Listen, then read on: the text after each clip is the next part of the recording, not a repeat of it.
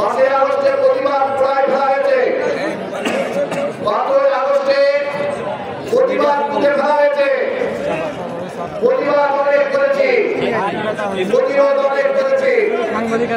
যাদের বিরুদ্ধে আজকে তাদের কথার বিরুদ্ধে প্রতিবাদ করতে হচ্ছে, আমি কোনো রাজনৈতিক দলের কথা বলবো না, যে রাজনৈতিক দলের কথার বিরুদ্ধে প্রতিবাদ করার জন্য যেতে চাইছি সেই বন্ধুদেরকে বলতে চাই, 5 আগস্টের পূর্বে এই মহেশপুরে এই রাজনৈতিক দলের কোন প্রতিষ্ঠা, কোন রাজনৈতিক কার্যালয় কি খোলা ছিল?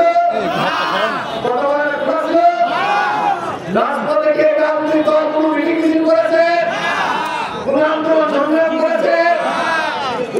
বড় আন্দোলনকারী দল উনাদের অর্জন নাকি 5 আগস্ট ঢাকা বিশ্ববিদ্যালয়ের যে সমস্ত ছাত্র সমন্বয়ের কথা বলছে আজকে বিভিন্ন সমন্বয়ের কথা বলে আমরা দেখেছি ছাত্রলীগের যারা মিটিং করেছে,